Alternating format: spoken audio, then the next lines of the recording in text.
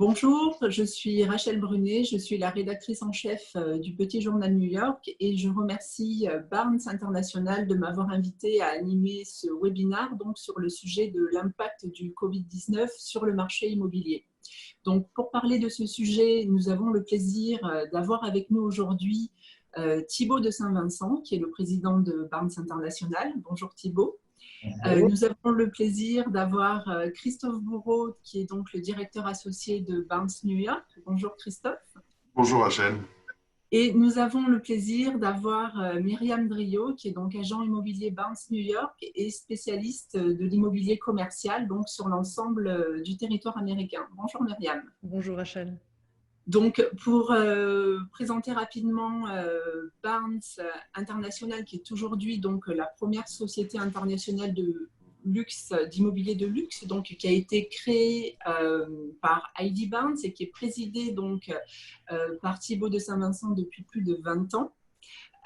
Donc, Barnes International propose à ses clients français et internationaux une offre de services globale et personnalisée, donc à travers ces différents métiers. Donc, les différents métiers de Barnes International, eh bien, c'est la vente d'appartements, de maisons, d'hôtels particuliers, d'immeubles, de châteaux, de domaines de chasse, de programmes neufs, de biens d'exception, d'hôtels, c'est aussi de la location, mais c'est également en fait la vente d'œuvres d'art, de yachts, de vignobles, de voitures de collection.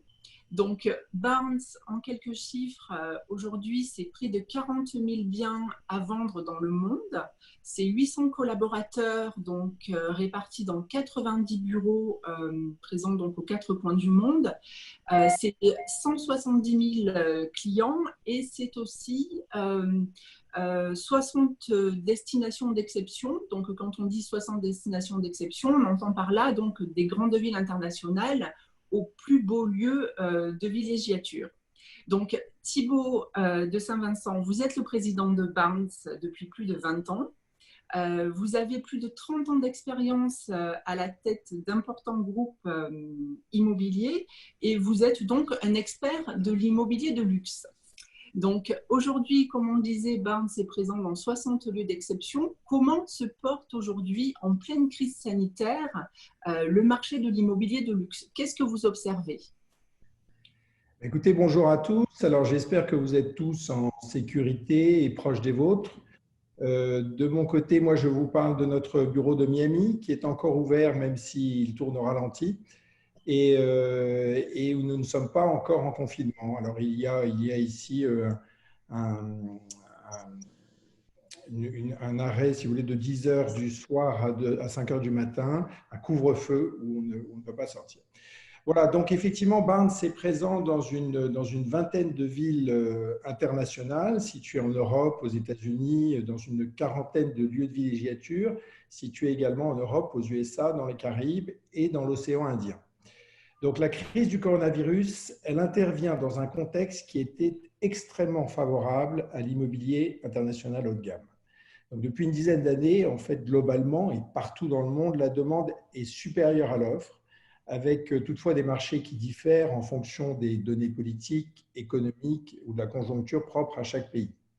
Donc, des marchés qui diffèrent d'une ville à l'autre, d'une station balnéaire, d'une station de ski à l'autre.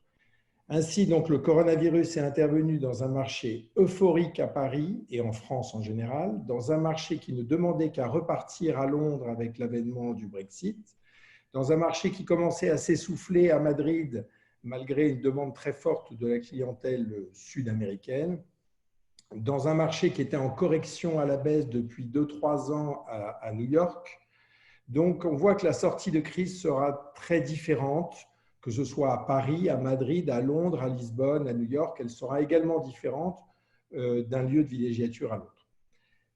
Donc, ce que l'on peut faire aujourd'hui, d'ores et déjà comme constat, c'est que la confiance reste pleine et entière dans l'immobilier de prestige, qui représente la valeur refuge par excellence. Alors, l'immobilier haut de gamme était déjà considéré comme une valeur refuge depuis une bonne vingtaine d'années d'un point de vue financier.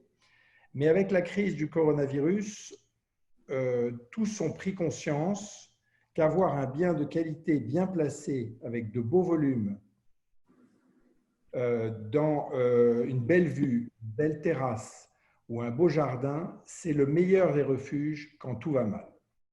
On l'avait oublié, mais la pierre de qualité, ce n'est pas qu'une valeur refuge financière, mais c'est aussi un refuge physique et la plupart des acquéreurs en ont aujourd'hui pleinement conscience. Donc, nous avons reçu de nombreux appels dans toutes les villes où nous sommes implantés d'investisseurs aujourd'hui qui se disent prêts à agir rapidement pour acquérir des biens de qualité dont le prix serait intéressant. En parallèle, on reçoit également des appels de particuliers qui nous disent être désormais pressés d'acheter car ils disposent de sommes importantes qu'ils ne souhaitent pas laisser trop longtemps sur leur compte en banque. Enfin, on continue de réaliser des ventes dans tous les quartiers de Paris, mais également dans le sud de la France, à Biarritz, à Lisbonne ou à Londres, où on a encore enregistré quelques ventes la semaine dernière et cette semaine. Mais celles-ci sont évidemment beaucoup moins nombreuses qu'avant et se comptent dans chacune de ces villes sur les doigts d'une main.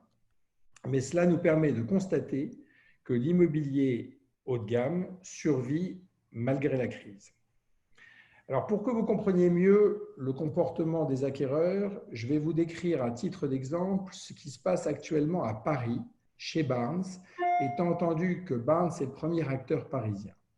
Donc, le 16 mars, alors que nous avons dû fermer nos 18 bureaux, agences, nous comptions 122 promesses de vente en cours et 87 offres d'achat acceptées. Donc, je parle de Paris et la région parisienne. Sur les 122 promesses de vente en cours, une dizaine contenaient des délais de rétractation non encore expirés. Depuis cette date, on a enregistré 3 rétractations et 3 acquéreurs nous ont signifié qu'ils n'avaient pas obtenu leur prêt. Donc, moins de 5% de casse concernant les promesses de vente. Du côté des 87 offres d'achat acceptées, une dizaine d'entre elles se sont déjà concrétisées en promesses de vente. Et là, on peut saluer le travail des notaires qui ont été effectivement, pour certains d'entre eux, et on va dire pour la plupart d'entre eux, assez efficaces pendant cette période, s'organisant pour signer dans la majorité et même dans la plupart des cas à distance. Donc, du côté de ces 87 offres, une dizaine concrétisées en promesse de vente, une quinzaine complémentaires devraient se signer sous 10 jours, donc tout est programmé déjà. 35 acquéreurs nous ont expliqué, donc à peu près 30% nous ont expliqué qu'ils souhaitaient repousser la signature jusqu'à la fin de la période de confinement. Et environ un tiers des acquéreurs ont demandé aux vendeurs de faire un effort sur le prix. À ce stade, nous avons déjà pu finaliser 8 accords avec des prix qui ont toujours été, avec des réductions de prix qui ont toujours été en dessous de la barre des 5%. Donc, en conclusion, je pense qu'on peut dire que malgré la crise, la confiance semble rester pleine et entière dans l'immobilier haut de gamme. D'accord. Justement, Thibaut de Saint-Vincent, parlons de cette crise. Donc, Barnes a été créé il y a plus de 20 ans. Vous avez vous-même plus de 30 ans d'expérience à la tête d'importants groupes immobiliers. Donc, vous avez vu passer plusieurs crises. Cette crise peut-elle se comparer aux grandes crises précédentes? Et comment est-ce que vous, chez Barnes, vous accompagnez vos clients dans cette crise? Oui, alors il est vrai que Barnes a connu de nombreuses crises. Alors celle de 2008 d'abord, puis en France celle de 2012 à 2015, qui était une crise politique avec l'avènement de M. Hollande qui a engendré une baisse des transactions et des prix de plus de 30% en 3 ans. Mais c'est vrai que depuis 35 ans que j'exerce ce métier, à la tête de 2 grands réseaux immobiliers, j'ai connu 2 crises d'un niveau mondial. En premier lieu, la crise de 92, qui a suivi le déclenchement de la guerre du Golfe fin 91. 92 a marqué dans le monde entier la fin d'un long cycle de hausse de l'immobilier, avec notamment en France une chute des prix de près de 50% de 92 à 97. Et en second lieu, en 2008, une crise financière mondiale qui a vu l'immobilier accuser le coup un peu partout dans le monde, avec une chute des prix relativement modérée de l'ordre de 10 à 20%, et surtout très courte, puisqu'elle a duré de 6 mois à 3 ans selon les pays. Donc la crise du coronavirus est différente des 2 précédentes, différente de celle de 92, car à cette époque, l'immobilier haut de gamme n'était pas considéré comme une valeur refuge comme il l'est aujourd'hui. Et différente de celle de 2008, où les différents acteurs, vendeurs, acquéreurs, investisseurs, ne disposaient pas d'autant de cash qu'aujourd'hui. Dans ce contexte, nous sommes assez confiants.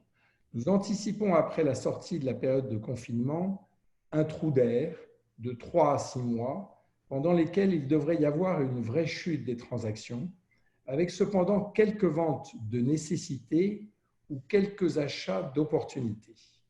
Pendant cette période et dans un contexte de volume relativement faible, les prix devraient baisser de 5% à 10% selon la qualité des biens.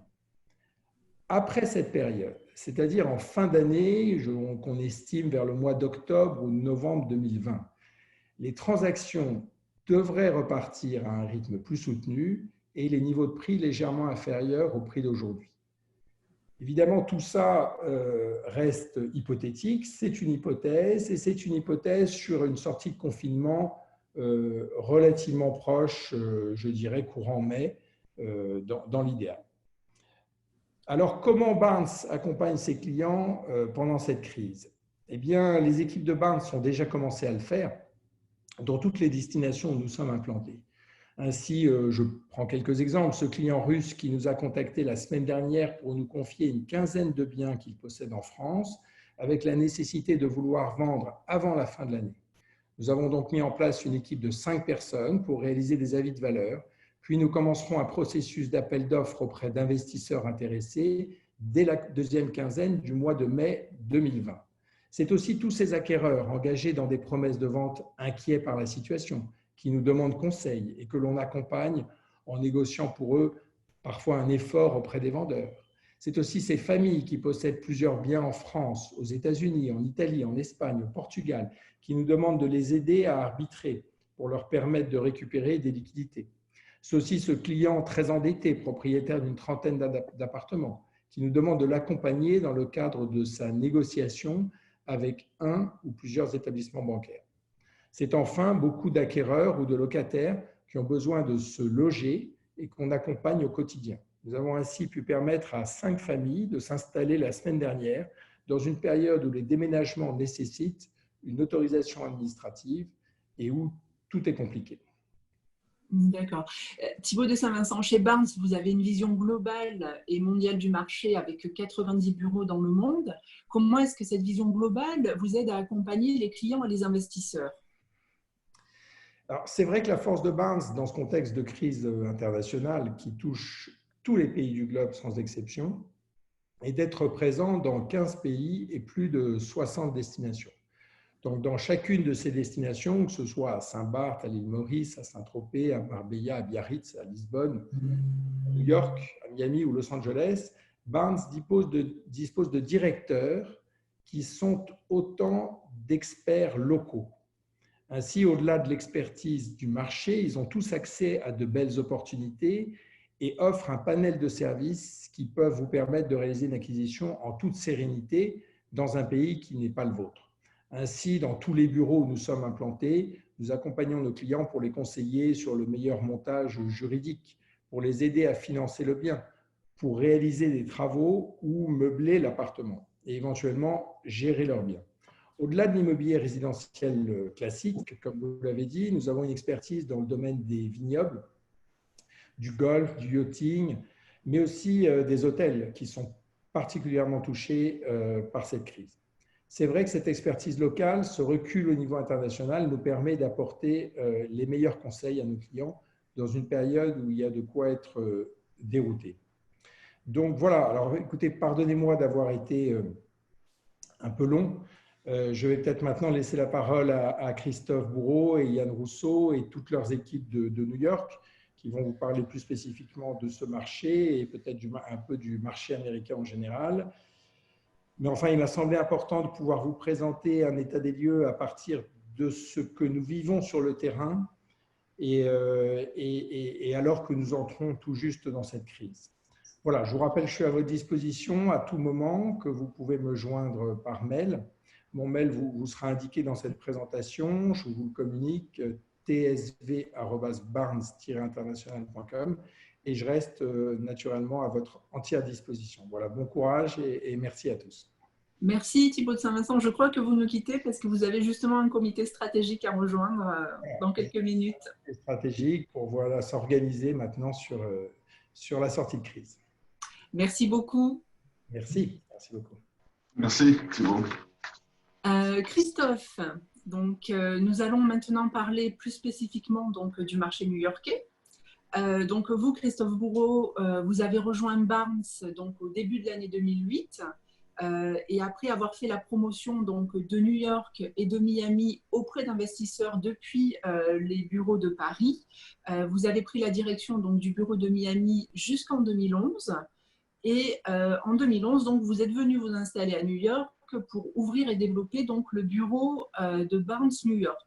Aujourd'hui, vous êtes le co-directeur associé donc, à la tête d'une équipe de 12 personnes, laquelle gère donc, les achats, les ventes, la location, la gestion locative. Et vous êtes donc membre du Real Estate Board of New York et du National Realtor Association. Alors, Christophe Bourreau, comment ça se passe aujourd'hui à New York ? Eh bien, en vous écoutant, je me rends compte que je suis né carrière immobilière est née avec la crise de 2008. En arrivant à New York, j'ai connu la crise liée à l'ouragan Sandy et aujourd'hui, c'est déjà une troisième crise à laquelle on fait face. Donc, disons que je suis un peu vacciné, même si chaque crise est différente en soi. Vous me demandez comment je vais. Merci Rachel. Personnellement, je vais très bien et je crois qu'il en est de même pour l'ensemble de l'équipe de New York. Néanmoins, nous sommes au cœur, notre nouveau bureau dans lequel nous avons emménagé le mois dernier. Le timing n'était pas idéal. Et au cœur de Manhattan, de Midtown, sur Madison Avenue et la 48e rue. Et je peux vous assurer que pour venir ici ce matin, en toute sécurité, je n'ai pas croisé une seule voiture, j'ai croisé 3 piétons et j'habite à plus de 10 blocs. Donc, New York est touché et impacté. New York a un rythme qui n'a jamais été le sien. New York n'a pas été fait pour avoir ce rythme à l'arrêt comme c'est le cas aujourd'hui. Néanmoins, c'était important de pouvoir apporter notre témoignage, notre vision sur ce qui se passe, puisque depuis plusieurs jours maintenant, New York est au cœur de l'actualité, notamment des médias à l'étranger, et qui insistent sur certains aspects qui sont véritables et qu'on ne veut absolument pas nier ou minimiser. Pour autant, New York continue malgré tout d'exister. Et juste avant de vous montrer quelques visuels, je voulais évidemment avoir une pensée pour l'ensemble des New-Yorkais qui subissent actuellement cette crise du virus, sont impactés par le virus et ou impactés par les conséquences économiques du virus qui sont très brutales pour beaucoup d'entre eux. Je souhaitais donc, si vous voyez l'écran, Rachel, vous parler de ce virus qui est arrivé en catimini début mars et avec une progression exponentielle complètement folle pour faire que New York devienne l'épicentre aujourd'hui de ce virus. C'est vraiment surréaliste, le virus est là et on ne peut pas le nier. Si on compare les différents États des États-Unis, New York est bien sûr en tête, mais c'est quand même intéressant de noter et ça nous donne de l'espoir de voir que la propagation est en train de ralentir dans l'État de New York et que les effets du confinement qui ont commencé voilà 3 semaines, on commence à avoir leurs effets. Donc, des petites lueurs d'espoir et de lumière au bout du tunnel, même si tout cela reste encore fragile. Je partage également avec vous quelques photos que j'ai prises personnellement avec mon téléphone au cours des tout derniers jours. En haut à gauche, vous voyez Mercer Street, au cœur de Soho qui ce quartier de boutiques, de touristes et aussi de résidents qui habitent là à l'année, qui est extrêmement vibrant et dynamique. Voilà, c'est une photo prise un vendredi à 14h. Vous avez la 5e avenue à Midtown, en haut à droite, parfaitement vide. Et d'autres photos que vous pouvez le voir. La distanciation sociale est appliquée avec beaucoup de discipline. Il a fallu quelques jours, mais aujourd'hui, l'ensemble des New-Yorkais l'appliquent. Et vous voyez la 5e avenue le long de Central Park avec notre consulat français qui ne montre pas plus de monde, mais aussi cette photo du supermarché en bas à droite qui montre que la vie continue il n'y a pas de panique qui existe, il n'y a pas de queue pendant des heures et des heures pour accéder à un supermarché, il n'y a pas de pénurie de pâtes ou de papier toilette, comme ça peut être le cas parfois dans d'autres endroits du globe, mais en tout cas à New York, on est préservé de ce point de vue-là. Donc, oui, ça va, oui, c'est pénible pour nous comme pour l'ensemble des gens à travers la planète qui sont connectés, qui sont impactés. J'en profite, je viens d'avoir le chiffre qui vient de s'afficher. On est plus de 250 personnes connectées tous ensemble ce matin pour nous, cet après-midi pour certains, ce soir pour d'autres, puisque les connexions vont de Moscou en passant par Saint-Barth, Paris, Londres, New York et Miami. Et je profite pour saluer tout le monde. D'accord, merci Christophe. Donc c'est vrai qu'on voit en effet que New York est en pause, hein, comme l'a décrété le gouverneur Cuomo, mais la vie continue et il n'y a pas que des images absolument terribles qu'on peut voir circuler dans les médias avec des camions frigorifiques et des choses absolument atroces. C'est ça. Donc la vie continue, le travail continue, donc, mais avec un nouveau cadre réglementaire. Donc pour vous qui travaillez dans l'immobilier, donc est-ce que vous pouvez nous parler de ce nouveau cadre ? Oui, et je vais vous le résumer en quelques dates. Et c'est incroyable de se dire que tout cela s'est passé en l'espace de 3 semaines et que tant de choses ont été décidées et ont tout de suite été répercutées dans notre vie du quotidien. Alors c'est vrai à New York, je vais me concentrer bien sûr sur New York. Il n'en est pas moins vrai pour tous ceux qui nous écoutent à travers l'Europe ou ailleurs. Pour ce qui est de New York, donc même si on voyait les premiers cas arriver début mars, il a fallu un petit temps au démarrage, puisqu'on a 3 sources de règles ou de lois ou de normes qui peuvent être émises. On a au niveau très local de la ville de New York, New York City, le niveau supérieur qui est l'État de New York avec le gouverneur Cuomo, qui est également très actif, et bien sûr au niveau fédéral avec le président Trump. Donc c'est ce que vous allez retrouver sur les différentes dates que je vous propose ici. Tout commence véritablement le 13 mars lorsque le président Trump déclare les États-Unis en état d'urgence nationale. 2 jours après, la Banque fédérale baissait ses taux directeurs qui sont depuis restés à pratiquement 0.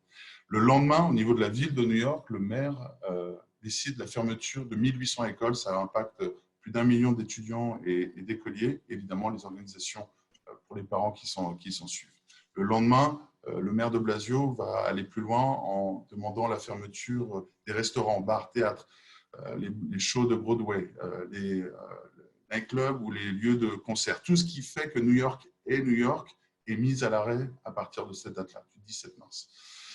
New York State, le gouverneur prend le pas et c'est lui seul qui peut décider de la quarantaine ou du confinement. En tout cas, c'est le mot de pause qu'il utilisera et il met l'État en pause à partir du 20 mars. Ce que ça veut dire concrètement, c'est que chacun est invité à rentrer chez soi, à rester chez soi, à l'exception des travailleurs essentiels, principalement le médical, le transport, la logistique et l'alimentaire.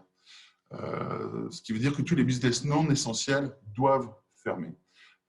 Au même moment, il en profite pour demander un moratoire sur les évictions pour une période de 90 jours qui concernera aussi bien le résidentiel que le commercial. Et pour les agents immobiliers, en ce qui nous concerne, ça veut dire qu'on doit aussi fermer nos agences et il est impossible de faire des visites d'appartements. Le cœur même de notre métier est mis à l'arrêt aussi.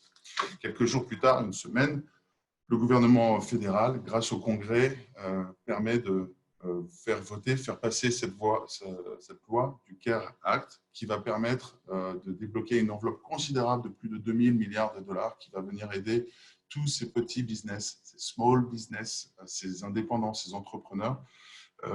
Et ce fameux chèque de 1 200 $ auquel beaucoup d'Américains vont pouvoir avoir droit, qu'on devrait recevoir d'ailleurs d'un jour à l'autre, on n'a toujours pas été reçu, et qui va permettre pour beaucoup justement de payer les loyers, de subvenir au quotidien, et puis pour les propriétaires de business d'essayer de faire face, et avec le fameux PPP, Payroll Protection Program, de pouvoir maintenir le paiement des salaires au moins sur une première période. Donc on a ces bulles d'oxygène qui arrivent pour tous ceux qui tenaient en apnée et qui doivent encore tenir en apnée. Il est d'ailleurs question d'un nouveau vote pour une nouvelle enveloppe.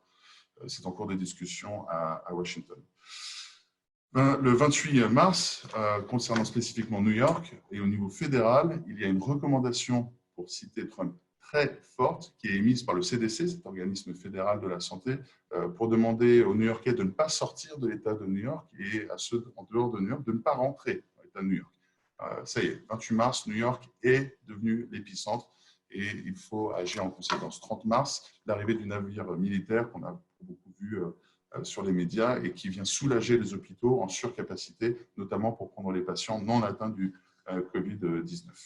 Et enfin, l'État de New York, le 31 mars, met un nouveau coup d'arrêt supplémentaire pour l'immobilier en demandant l'arrêt des constructions de tous les sites dits non essentiels. Donc, tous ces promoteurs immobiliers qui déjà avaient dû fermer leur bureau de vente il y a une quinzaine de jours, et depuis, en plus, on doit attendre que la construction puisse avancer. Donc, on va voir les répercussions que ça peut avoir sur l'immobilier neuf, mais elles ne sont vraiment pas négligeables. Le 2 avril, au passage, les agents immobiliers rentrent dans la catégorie travailleurs essentiels. Disons qu'on dort mieux la nuit en le sachant, ça ne change rien dans le quotidien. On n'a toujours pas la possibilité de faire de visites, on est toujours confiné chez nous. Mais effectivement, tout le monde a conscience que l'immobilier doit continuer. Des locataires dont le bail arrive à échéance doivent trouver leur logement d'après. Des vendeurs qui sont en cours de vente ou pareil pour les acquéreurs, comment est-ce que les choses se passent. Donc l'agent immobilier a un rôle qui est fondamental dans cette période-là et on va voir comment on peut s'organiser depuis. Voilà, donc justement, vous avez été reconnu donc, comme travailleur essentiel, mais alors comment est-ce que chez Barnes New York, vous adaptez votre métier d'agent immobilier donc haut de gamme aux restrictions actuelles? Parce que louer ou vendre des appartements sans les faire visiter, c'est peut-être un peu compliqué. Donc, comment vous faites? Notre métier a profondément changé au cours des 20 dernières années. Alors pour ma part, ça fait 12 ans que je suis pleinement actif dans cette industrie et rien qu'au cours des 12 dernières années, il y a eu beaucoup de changements. La première réponse, c'est la communication. On communique beaucoup plus et beaucoup mieux. L'exercice que nous faisons tous ensemble ce matin, cet après-midi ou ce soir, selon les lieux où on se trouve, est une première à l'échelle du groupe Barnes, évidemment à plus forte raison à l'échelle de Barnes New York. Ce webinaire est le premier d'une longue série on va continuer régulièrement à informer, communiquer. Je pense que d'autres bureaux du groupe Barnes prendront le relais aussi derrière et c'est une très bonne chose. Donc la première chose, c'est de communiquer et c'est d'informer sur la situation générale et puis ensuite, bien sûr, sur le marché et sur les biens. Alors, comment informer sur les biens si on ne peut pas les faire visiter? Il y a eu une créativité très importante qui s'est manifestée, qui a produit des outils digitaux qui nous permettent de justement continuer à avancer. Et c'est ce que nous faisons au quotidien depuis 15 jours, l'ensemble de l'équipe et beaucoup de mes confrères à New York, c'est d'avoir recours à ces outils digitaux. Lesquels sont-ils? Alors, bien sûr, jusqu'à maintenant, on avait une fiche pour une propriété, des photos, éventuellement un plan, et que nous pouvions envoyer par email. Bon, à ces outils standards basiques, aujourd'hui, se rajoutent plus d'éléments virtuels. Donc, depuis 15 jours, c'est devenu quotidien les invitations à se rendre à une virtual open house. C'est-à-dire que, comme on le fait là sur Zoom, une invitation vous est envoyée, tout le monde, ceux qui peuvent être intéressés vont se retrouver sur ce même créneau et l'agent immobilier, seul dans la propriété, va commencer la session Zoom, Skype ou FaceTime, peu importe, et va, avec son téléphone, faire la visite en emmenant tout le monde grâce à sa vidéo et grâce à l'écran, par écran interposé. Donc ça, c'est une réalité. Est-ce que ça remplace une visite physique? Évidemment que non. Est-ce que c'est un vrai plus? Est-ce que ça permet d'avancer dans ses recherches lorsqu'on est acquéreur? Est-ce que ça permet d'accroître la visibilité lorsqu'on est vendeur? Évidemment que oui. Donc ça, c'est un vrai plus. Il y a également d'autres outils qui ont été mis, qui sont de plus en plus utilisés. Je vais vous en montrer deux exemples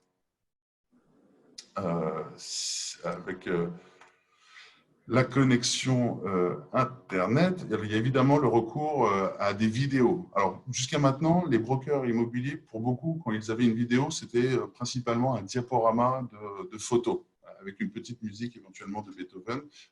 Donc, nous avons en revanche recours à la vidéo, une vraie vidéo. On fait appel à des vidéos professionnelles pour donner un sens vraiment, c'est très court, mais ça permet de mieux ressentir la propriété et l'adresse sur laquelle on est.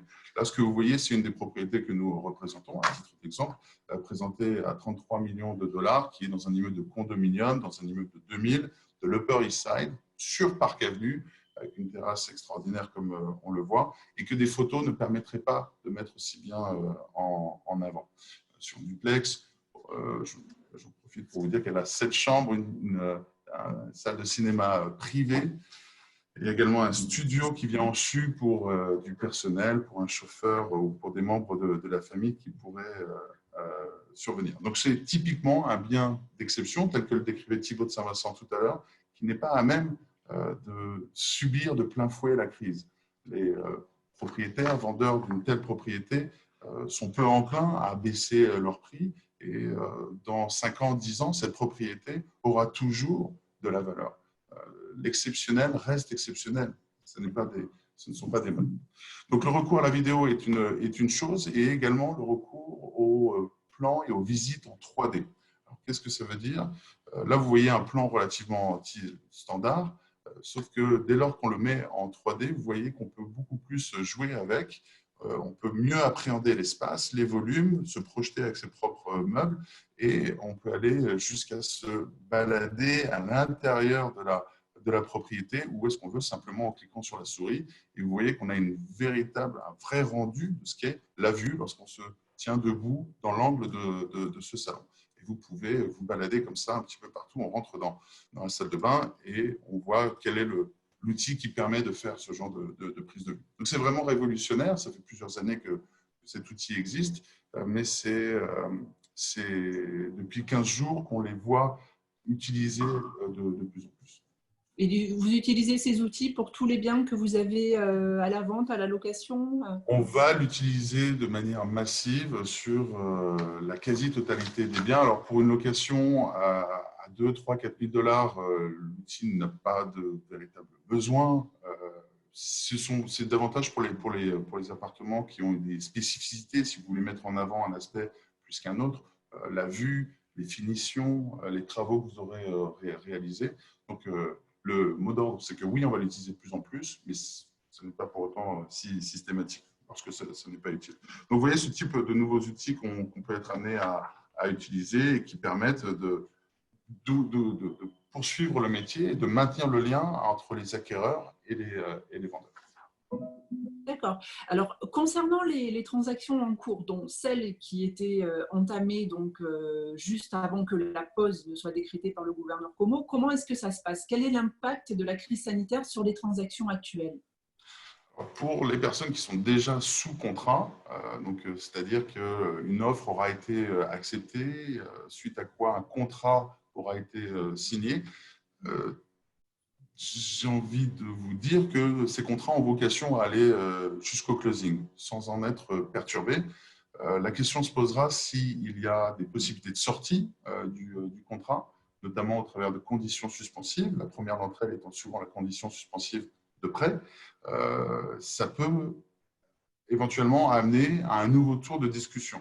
Est-ce qu'aujourd'hui, votre vendeur, si vous pouvez lui avoir une discussion de prix avec lui, est-ce qu'il le changerait par rapport à ce qu'il a signé avec vous il y a un mois?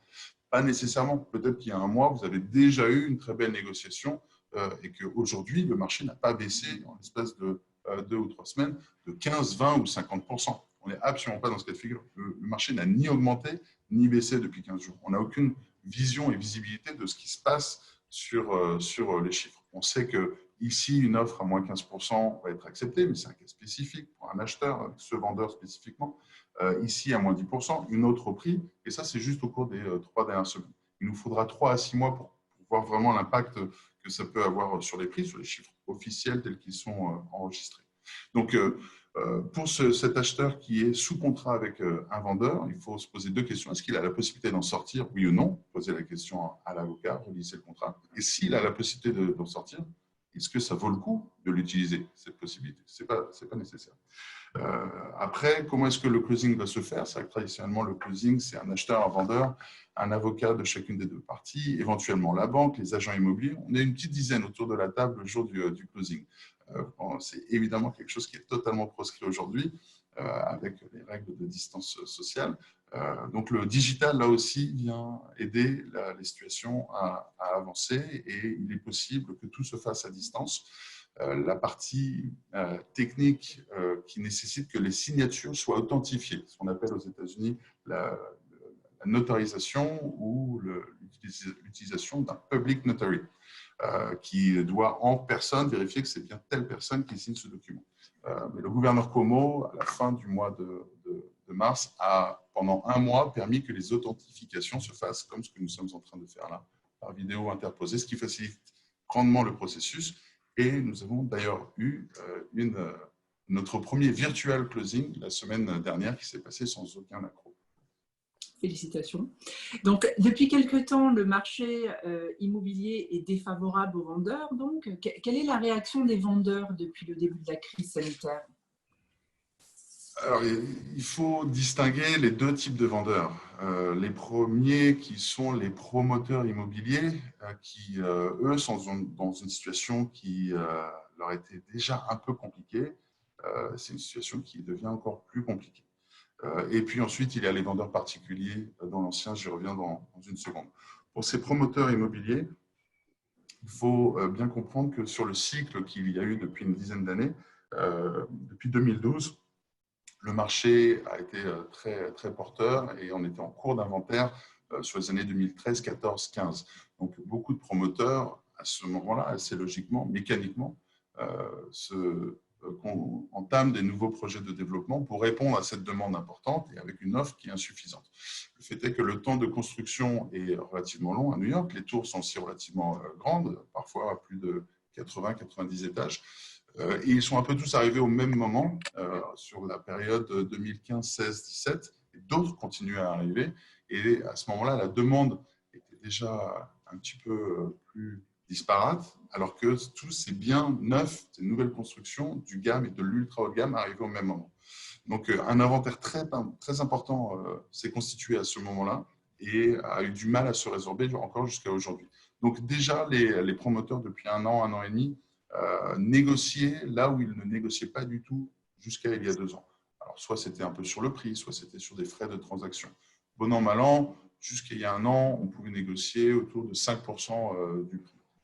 Depuis 6-9 mois, notre équipe négocie régulièrement. Il y a des cas qui sortent de cette généralité, mais disons entre 5 et 10% sur les produits neufs. Au cours des 3 derniers mois, on était en plus, on va passer la barre des 10% et plus. Puisque les promoteurs ont du mal à baisser les prix, d'eux-mêmes, ils préfèrent négocier sur un prix déjà affiché, mais qui restera relativement stable. Ces promoteurs aujourd'hui ne peuvent plus faire visiter leur bureau de vente, on l'a dit tout à l'heure, pour leur construction qui vont prendre du retard, et avec un inventaire qui est déjà massif. Au mois de janvier, on estimait juste pour Manhattan 7000 unités de condominium à vendre, seulement 1000 étaient sur le marché. Ce qui veut dire que 6000 étaient sur ce qu'on appelle le shadow inventory, cet inventaire qui est inactif mais qui potentiellement existe.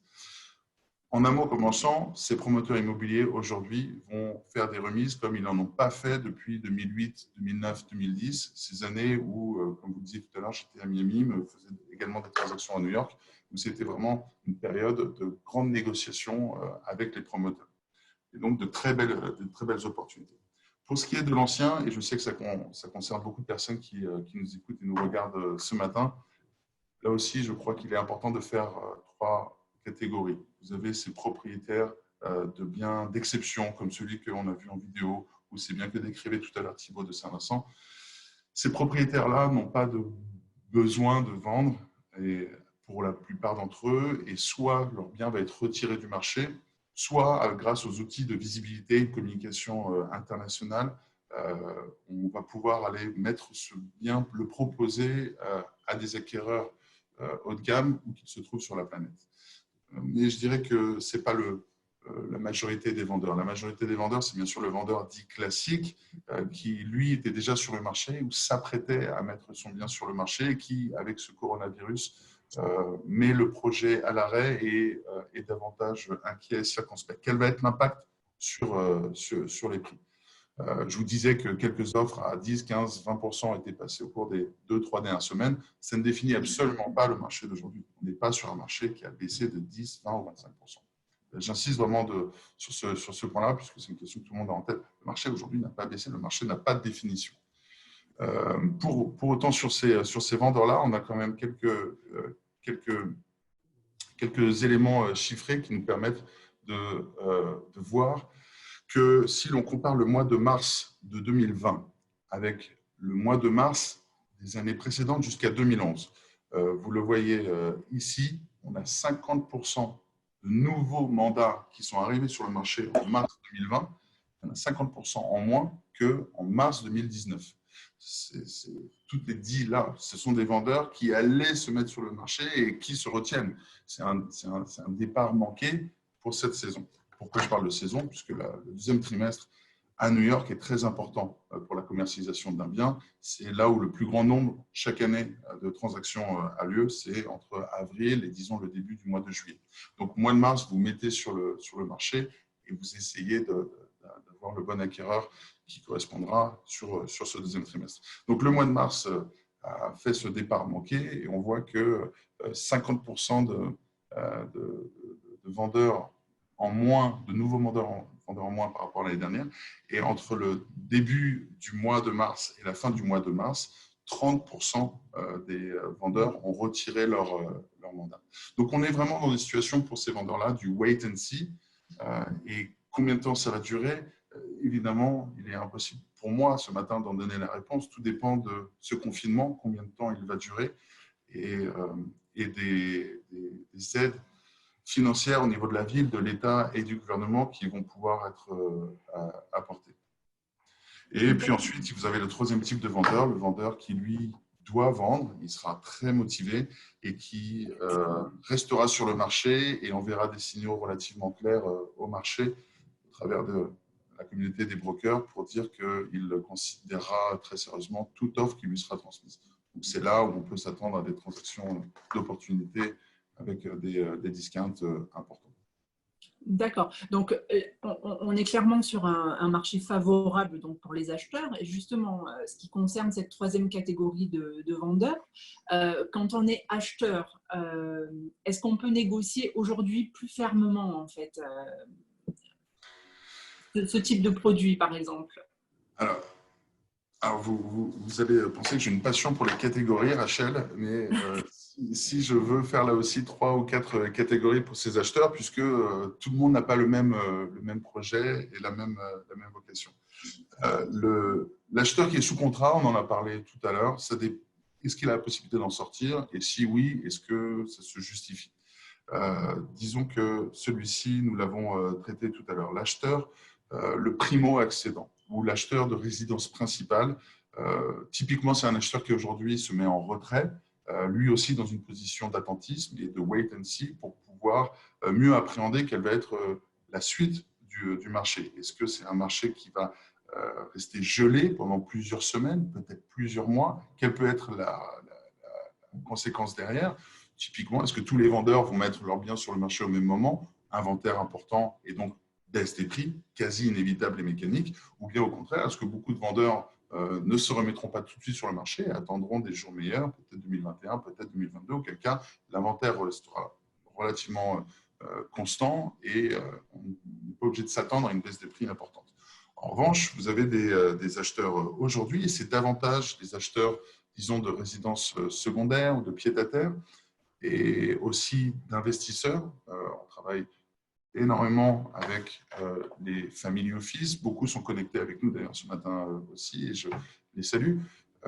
Ce sont des profils vraiment radicalement différents que celui du primo-accédant dans la mesure où c'est vraiment une question de rentabilité, d'opportunité et de choix. Le choix aujourd'hui, il existe. Il y a encore un inventaire qui est très, très important, même en cette période de mars-avril. Tout n'a pas été retiré du marché. C'est 30% de biens en moins, donc il en reste 70 de vendeurs qui sont là, qu'on peut visiter virtuellement, on peut proposer, et c'est ce que nous faisons tous les jours avec notre équipe de New York, et qui viendront probablement, dès que cela est possible, visiter les 1, 2, 3 biens qui ont été présélectionnés en amont. Donc on est quasi sur du chirurgical. Donc pour ces acheteurs-là, oui, il y a la volonté d'essayer d'avoir la transaction qui lui sera la plus bénéfique, et il est fort probable que des offres basses émanent de ces 2 catégories. Est-ce qu'elles seront acceptées? C'est là où ça va dépendre de ce qui va se passer dans les prochaines semaines. Mais est-ce que le leur broker, leur agent immobilier devrait leur conseiller de faire des offres basses et agressives? Probablement. C'est ce à quoi il faut s'attendre. D'accord. Donc là, le premier trimestre 2020 vient de s'achever. Donc dans son premier trimestre, on distingue deux périodes, donc l'avant et l'après 17 mars, donc la date de pause. Quels sont les chiffres de ce premier trimestre 2020? Qu'est-ce que ça dit à New York? Le premier trimestre était parti pour être un bon trimestre. Alors, ça semble très, très lointain et pourtant, c'était il y a à peine un mois. Vous voyez ici les chiffres qui émanent d'un appraiseur qui est une société d'expertise immobilière qui se base sur les chiffres enregistrés une fois la transaction passée, enregistrés auprès de la ville de New York. Ce ne sont pas les chiffres de Barnes. Ces chiffres sont bon pour un premier trimestre de 2020, puisqu'on voit que d'un trimestre, entre le dernier trimestre de 2019 et le premier de 2020, le prix moyen avait même augmenté de 4%, pour être le prix moyen d'un condominium à Manhattan et d'un appartement était à pratiquement 1 900 000 $. On avait le même nombre de transactions entre décembre et janvier. On était sur des chiffres plutôt encourageants. Il aura fallu qu'une semaine, disons les 10 derniers jours de mars, soient pris en compte pour que ces chiffres soient revus à la baisse. Et on le voit davantage sur ce slide ici. Vous voyez que le mois de janvier 2020 par rapport à 2019, plus de transactions sur l'ensemble de New York City. Février, idem. Et concernant mars, une baisse du nombre de transactions, mais simplement parce qu'on a pris en compte la 4e semaine de mars. On s'est amusé à regarder ce qui se passerait si on enlevait ces 10 derniers jours, le 20 au 27 au 31 mars. Le mois de mars enregistrait une croissance de 6% dans son nombre de transactions. On rajoute la dernière semaine de mars, elle est tellement sans transactions qu'elle a fait plonger le chiffre final du mois de mars à moins 6%. On passe de plus 6 à moins 6 à cause de cette dernière semaine. Donc, il y a vraiment un coup d'arrêt net qui est fait à partir du 20 mars, à partir du moment où on ne peut plus faire de visite. Les négociations sur les nouveaux contrats signés, sur les 10 derniers jours de mars, il est à noter que pour les propriétés au-dessus de 4 millions de $, seulement 2 biens qui étaient actifs à la vente sont passés sous contrat. Un des deux a été mis sous contrat à moins 40% pour une propriété à 11 millions de $. Est-ce que ça veut dire que le marché a baissé de 40%? Bien sûr que non, je le répète, mais lorsque le vendeur dit « je ne sais pas pendant combien de temps je ne pourrai plus faire de visite, quelle est votre offre ?» Moins 40%, bon, ben, je vais peut-être l'accepter parce que j'ai besoin de vendre, ou j'ai envie, ou il faut que je passe à autre chose. Voilà. C'est sur ces petites transactions d'opportunité où il peut y avoir parfois des transactions exceptionnelles, mais peut-être que 11 millions de $ était aussi un prix largement surestimé. D'accord. Donc, bon, nul ne peut lire dans une boule de cristal, on le sait bien, mais comment est-ce que vous envisagez le marché des transactions à court terme? Ce wait and see, cette expression que j'ai utilisée à 2 reprises, je pense qu'elle résume assez bien ce qui va se passer pour beaucoup de vendeurs et pour beaucoup d'acquéreurs présents sur le marché de New York. Pour autant, les outils de visibilité digitaux existants et étant de plus en plus utilisés depuis quelques semaines, permettent quand même de maintenir l'intérêt pour les acquéreurs qui par ailleurs ont beaucoup de temps pour consulter ces sites et ces fiches techniques pour avancer sur leur recherche. Alors, peut-être pas par les visites, la visite arrivera dès que le confinement aura lieu et il n'est pas improbable que beaucoup d'acquéreurs aient une idée très précise du bien et qu'ils veulent juste aller le voir par acquis de conscience et ensuite entamer le processus derrière. À quel prix, à quel montant, encore une fois, c'est là où ça va dépendre combien de temps le confinement, combien d'aides fédérales, ce qui va se passer sur le front de l'emploi également. Mais c'est vraiment une hypothèse qui n'est pas impossible, auquel cas ça voudrait dire qu'on pourrait avoir un marché qui reprendrait de ses couleurs assez rapidement, à horizon 6 mois, si c'était cette hypothèse-là. Néanmoins, entre aujourd'hui et cette période de dans 6 mois, il y a fort à parier que des offres basses, voire très basses, voient le jour pour des acheteurs qui tentent et qui se disent que c'est le moment de proposer des offres. bien sûr. D'accord. Donc, aux acheteurs d'être sur le qui-vive. Absolument. Je parlais avant-hier avec un broker qui a 40 ans d'expérience et qui me disait que les plus belles transactions de ces acquéreurs ont été faites entre octobre et décembre 2001. Et je pense que le contexte n'est pas nécessairement le même, mais peut-être qu'il y a des opportunités qui peuvent apparaître. Donc l'idée n'est pas de profiter du malheur de ceux qui sont en train d'être dans des situations difficiles. Ça paraît une évidence, mais je préfère, c'est toujours mieux de le dire, c'est de permettre à un vendeur qui veut vendre, qui doit vendre, de le mettre en relation avec un acheteur qui est en possibilité d'acheter. Pour beaucoup d'entre eux qui n'ont pas besoin de faire appel au financement, qui ont les liquidités, comme le disait Thibaut de Saint-Vincent tout à l'heure, et qui peuvent en faire quelque chose et qui peut amener une transaction. D'accord. Et à moyen terme, comment est-ce que vous envisagez les choses? Alors, à moyen et à long terme, il y a deux choses. Alors, avant de parler de l'immobilier, je pense que nos comportements de tous vont changer. Si on voit le changement qui a été celui des sociétés dans lesquelles nous vivons après 2001, cette attaque terroriste a créé ce besoin de sécurité sécuritaire très, très important. Après 2008, il y a eu le besoin d'assainir et de mettre un peu plus de contrôle sur les institutions bancaires et financières. Je pense qu'il est très probable que dans les semaines et mois et années à venir, la préoccupation sanitaire devienne très importante. Et au passage, aux États-Unis, il y a une vraie prise de conscience de ce problème de santé, de healthcare, qui est très, très, très, très loin du niveau qu'on peut connaître, nous, des chanceux de France. Ça peut aussi avoir des répercussions sociales à ce niveau-là. D'un point de vue immobilier, on voit que le télétravail a été massivement employé. Aujourd'hui, on se rend compte qu'on peut travailler efficacement en dehors d'un bureau, tout simplement, et que c'est accepté par les employeurs comme par les employés, dans la plus grande majorité des cas. Et peut-être qu'il va aussi falloir repenser pour les promoteurs, mais également pour les acquéreurs, à un plan qui soit adapté, à une salle qui soit dédiée au télétravail, à un bureau peut-être supplémentaire auquel on n'y aurait pas forcément pensé.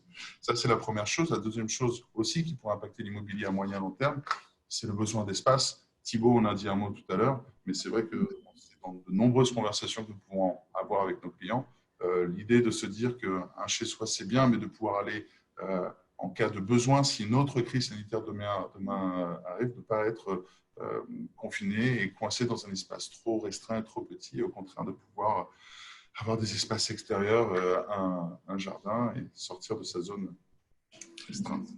Ce qui, selon les spécialistes, est fort probable que l'on connaisse dans les prochaines années une autre pandémie de la sorte, en fait, que celle que nous sommes en train de vivre, malheureusement. Donc, sur un autre point, donc on va parler du locatif maintenant. Particuliers comme entreprises doivent payer leur loyer, hein, les choses sont claires. Il n'y a personne qui a dit que les loyers n'étaient pas à payer. Que ce soit au niveau de la ville ou au niveau de l'État de New York. Donc aujourd'hui, nous sommes le 10 avril, donc nous sommes à jour plus 10 du paiement des loyers du mois d'avril. Vous faites, donc Christophe, chez Barnes New York, de la gestion locative. Est-ce qu'à ce jour, vous pouvez constater des retards de loyer, des impayés, des demandes d'étalement ? Alors, je touche du bois pour nos clients, mais nous sommes le 10 avril. C'est aussi la raison pour laquelle nous souhaitions décaler cette première conférence, pour avoir aussi ce retour-là, maintenant que l'échéance du 1er avril est derrière nous, sur les nombreuses propriétés que nous avons en gestion, pas un seul retard, pas un seul impayé et même pas une seule demande d'un locataire de discussion. Alors, c'est vrai que nos propriétés sont à 99%, même à 100% des propriétés haut de gamme, voire d'exception, et que les locataires ont aussi un profil qui n'est pas le profil de locataire de toutes les locations, j'entends bien. Mais on sait que beaucoup d'habitants de New York sont des locataires. Manhattan, entre parenthèses, c'est 70% de locataires pour un tiers de propriétaires. Beaucoup de locataires qui se sont posé la question en perdant leur emploi ici d'un restaurant, ici d'un cinéma et autres, comment les choses vont arriver. Bon, ben, ce stimulus, cette grande enveloppe du fédéral aide beaucoup de personnes. Ce n'est pas de l'argent qui va être gaspillé. Ça va principalement aider au loyer. Deuxièmement, le chômage au niveau de l'État de New York, chaque État gère son système de chômage, a été ouvert à beaucoup plus de personnes que d'ordinaire. C'est-à-dire que les indépendants, les freelancers ont le droit au chômage, ce qui avant était parfaitement interdit. Donc aujourd'hui, il y a suffisamment de mesures pour qu'un grand nombre de locataires puissent trouver une solution.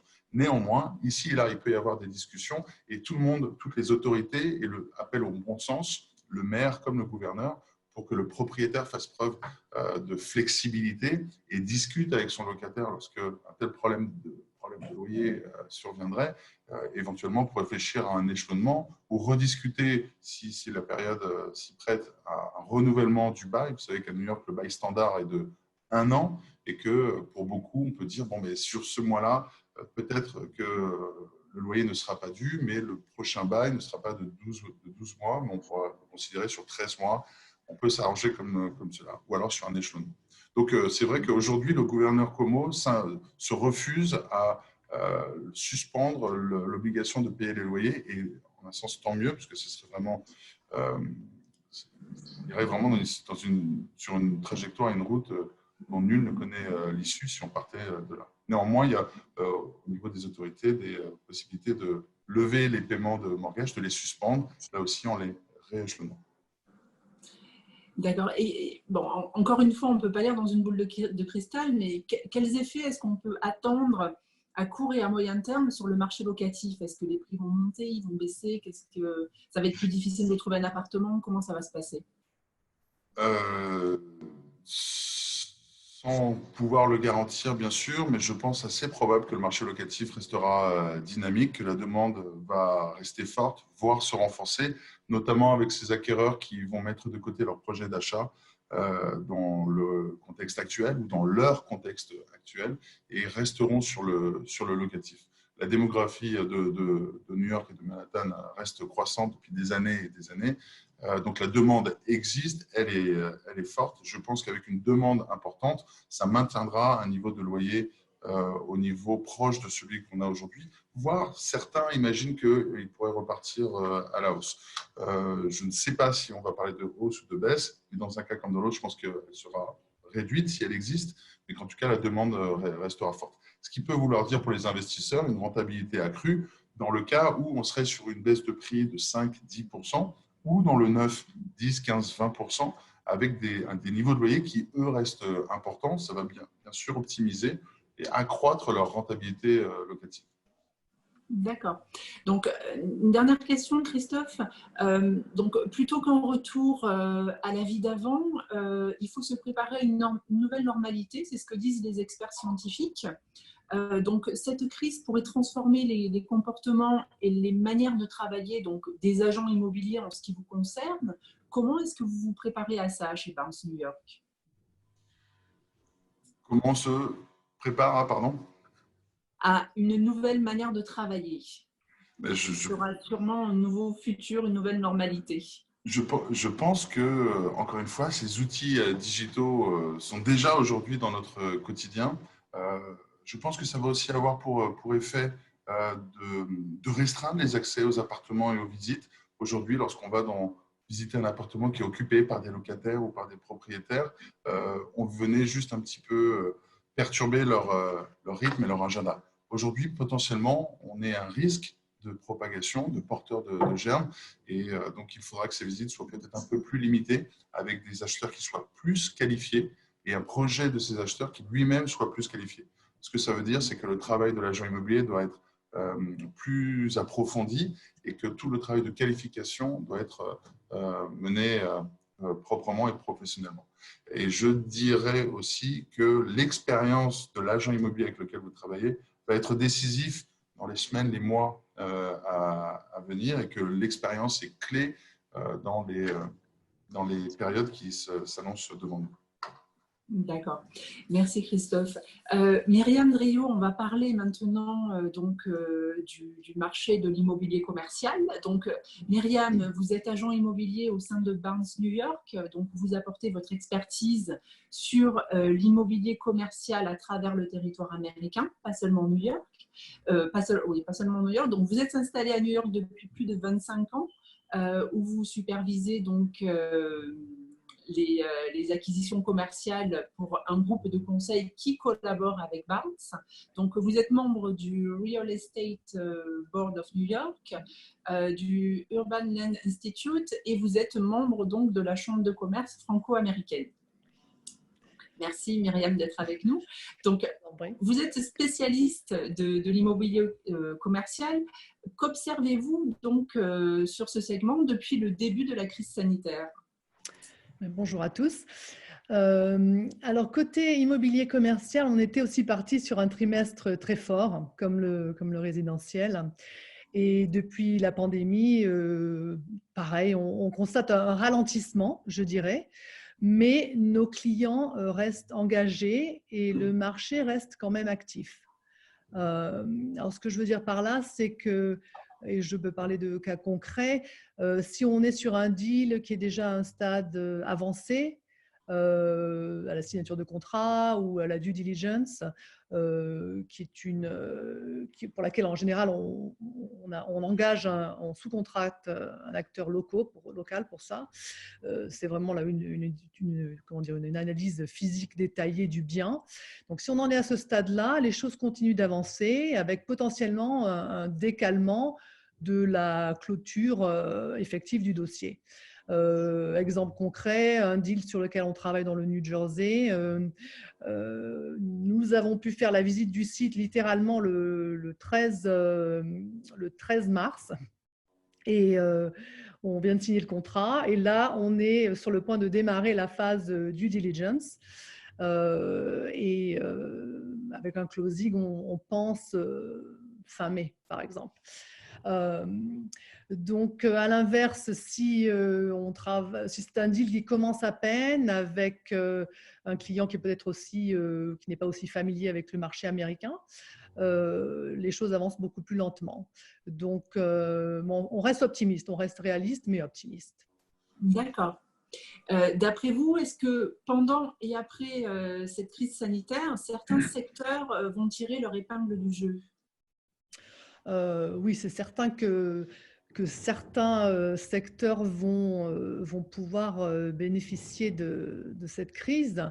Alors, il est bien sûr beaucoup trop tôt pour dire avec certitude quels secteurs seront les plus plébiscités, mais suite à multiples conversations qu'on a eues ces dernières semaines avec nos collègues, que ce soit des brokers ou même du côté des banques, il semblerait que certaines catégories soit restent en tête, soit prennent du ressort. Alors, pour commencer, je dirais l'immobilier de bureau, parce que oui, d'un côté, le télétravail est notre quotidien à tous aujourd'hui et va sûrement s'accélérer, mais pour certaines industries, le télétravail n'est pas une option. Ils ont besoin d'avoir un bureau. Alors, il faudra adopter d'autres modes d'habitude de travail. On entend déjà parler de sociétés qui cherchent à louer des espaces plus grands afin de pouvoir réaménager l'espace physique entre les employés. D'autres classes d'actifs seraient l'immobilier de santé, pharma, IT, mais aussi Artificial Intelligence. Ce sont des catégories sur lesquelles on voit déjà un regain d'intérêt de la part de certains de nos clients. Je dirais aussi la classe d'actifs industriels. Alors là, d'un côté, entrepôt, centre de distribution. Enfin, si on pense à Amazon, à l'heure actuelle, tout le monde est confiné chez soi et que font les gens? Ils commandent et on voit les camions UPS, FedEx. Donc, Amazon est le grand gagnant. Donc, si on a Amazon comme locataire, tant mieux. Mais donc, les entrepôts, centres de distribution vont certainement tirer leur épingle du jeu. Et potentiellement, je dirais, les usines, parce qu'on se rend compte qu'il y a eu un gros manque d'équipement de base pendant cette crise, dont tout le monde a souffert et dont on souffre encore. Et donc, est-ce qu'on pourrait penser voir un retour de cette fabrication de ce genre de produits sur nos territoires? Donc là, c'est une plus grosse question, bien sûr, avec la globalisation, etc. Mais potentiellement, il y aura peut-être certaines usines qui reprendront. Je sais que la ville de New York en parle, l'État de New York en parle. Donc ça, c'est une question qui est ouverte et on pourrait voir un peu d'activité sur ce secteur. Et pour finir, je dirais enfin, 2 catégories. Le multifamily, pour rejoindre ce que disait un peu Christophe aussi, oui, ces derniers temps, le souci était pour les propriétaires, est-ce que les locataires vont payer le loyer? Mais en parlant à des acteurs qui sont dans ce marché et qui sont propriétaires de larges immeubles locatifs, tout le monde, que ce soit sur New York, Washington, Californie, Pennsylvanie, ils ont été relativement agréablement surpris et ils étaient à 87% déjà de collection des loyers et c'était il y a une semaine de ça. Donc là, maintenant, on est au 10, je n'ai pas les nouveaux chiffres, mais pour l'instant, ça se maintient. De toute façon, à long terme, on aura toujours besoin de se loger. Et pour rejoindre là ce que disait Christophe, effectivement, je pense qu'il y a des gens qui mettront peut-être l'achat sur pause et qui vont se rabattre sur la location d'un bien. Donc, je pense que le multifamily pourra s'en sortir pas mal. Et de toute façon, d'après le feedback même de nos clients, c'est une classe d'actifs qui reste d'intérêt pour eux aussi. Et selon, bien sûr, l'emplacement. Et pour finir cette catégorie, je toucherai sur l'immobilier de commerce. Mais donc là, c'était un secteur qui était déjà en pleine transition et ça risque de s'accélérer. Mais on pourrait voir peut-être une relance du commerce de proximité. On va éventuellement ressortir de chez nous. On va avoir envie de retourner faire les courses chez nos petits commerçants et on a quand même un rapport avec eux différent qu'on a avec des employés de grande surface. Donc, il pourrait que le commerce de proximité aussi bénéficie de cette crise. D'accord. Et à contrario, quels seraient les secteurs qui, d'après vous, pourraient être le plus impactés en fait? Bien, là aussi, je retoucherai sur l'immobilier de commerce parce qu'il y a différentes catégories, bien sûr, dans l'immobilier de commerce. Et une catégorie en particulier qui, je pense, qui souffre beaucoup à l'heure actuelle, c'est clair, et qui, je pense, aura peut-être plus de mal à s'en sortir, c'est la catégorie des restaurants. En discutant que ce soit avec des propriétaires de groupes de restauration ou des petits restaurateurs, même dans notre communauté francophone sur New York ou autre, il y en a beaucoup qui comptent sur le stimulus du gouvernement pour tenir et pour redémarrer leurs activités. Mais à long terme, très franchement, et d'ailleurs, hier soir même aux informations, il y avait encore un directeur de groupe de restauration qui disait on ne sait pas vraiment à quoi va ressembler le restaurant de demain. Alors, quand on pense à New York, que ce soit New York, Miami, Boston, Chicago, Los Angeles, des grandes villes où on a l'habitude de sortir dîner, etc., il est difficile d'imaginer que ça pourrait changer, mais là, ça rejoint un petit peu le changement de comportement et d'attitude qu'on va devoir avoir. Donc là, c'est un gros point d'interrogation. Et l'autre catégorie, je pense, c'est les hôtels aussi, bien sûr, l'hôtellerie qui souffre beaucoup à l'heure actuelle, qui était en train de se réinventer un petit peu. Il y a aussi beaucoup d'hôtels qui avaient un component, une partie résidentielle, donc qui faisait hôtel-résidence. Et là aussi, il reste à voir comment ils vont pouvoir rebondir après cette crise. D'accord. On assiste vraiment à un changement sociétal, en fait. Hein, tout à fait. Sur le marché de l'immobilier. Ouais. Et alors, comment réagissent les investisseurs sur les deals qui sont déjà engagés? Alors là, je dois dire qu'on avance.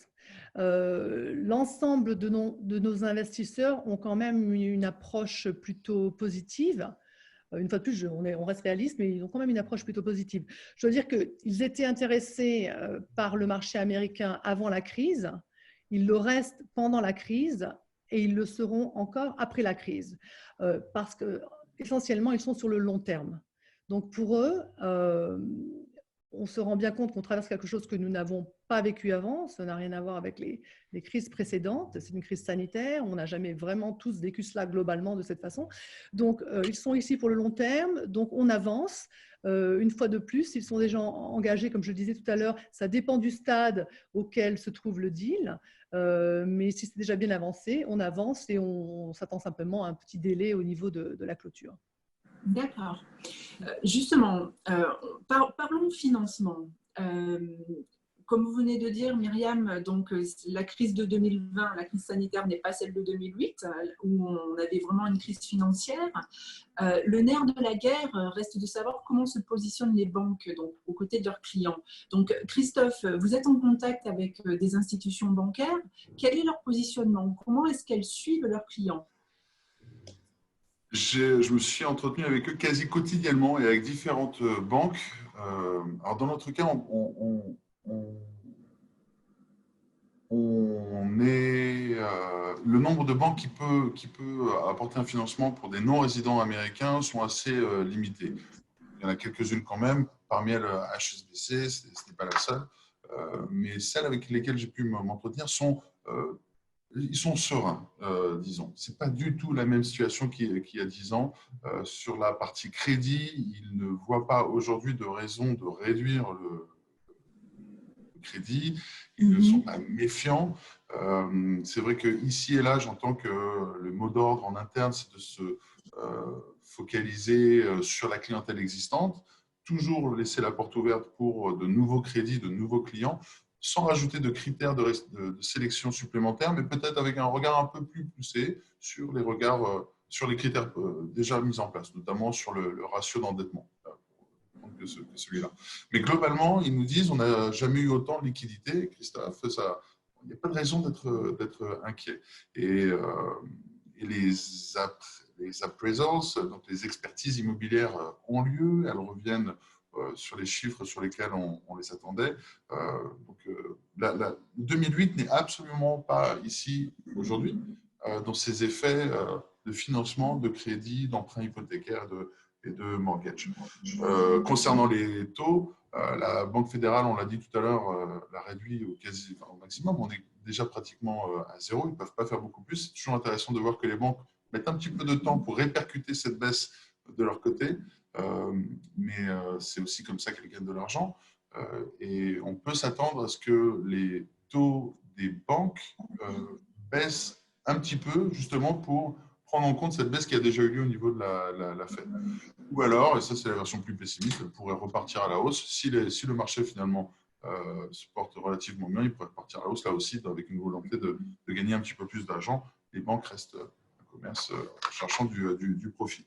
Mais voilà, aucune inquiétude. Et aussi, bien sûr, de leur côté, les délais sont beaucoup plus longs à cause du virus, du télétravail. Les expertises immobilières prennent plus de temps. Donc, tous les emprunts, tout le processus de l'emprunt en lui-même est plus long. Donc, un client qui veut acheter aujourd'hui peut aller voir sa banque tranquillement. Normalement, il ne devrait pas y avoir de soucis. Absolument. Enfin, il ne pourra pas aller voir sa banque parce que sa banque sera fermée, mais il pourra lui envoyer un email. Il peut l'appeler. Myriam, du côté des prix commerciaux et des prix de construction, est-ce que vous observez une évolution, vous, de votre côté, sur le premier trimestre? Je dirais qu'en fait, c'est une continuation plutôt parce que les taux sont historiquement bas. Donc, à l'heure actuelle, les banques nous accompagnent. Alors, si c'est un prêt commercial, pour les prêts commerciaux, de toute façon, en général, sont plutôt deal spécifiques.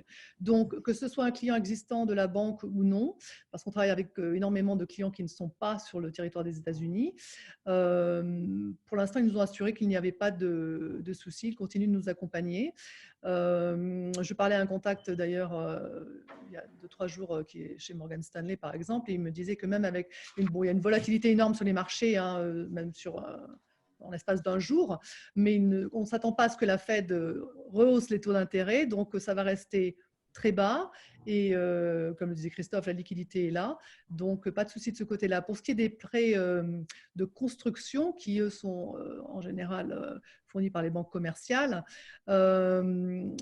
ça ralentit bien sûr, mais un prêt de construction en général, le client c'est qui? C'est un développeur dont le produit sera sur le marché dans 2 à 3 ans. Donc, c'est vraiment du long terme. Donc, pour l'instant, c'est sur pause parce que le développeur lui-même ne peut rien faire à l'heure d'aujourd'hui. Il ne pourra pas commencer à construire avant probablement quelques mois d'ici là.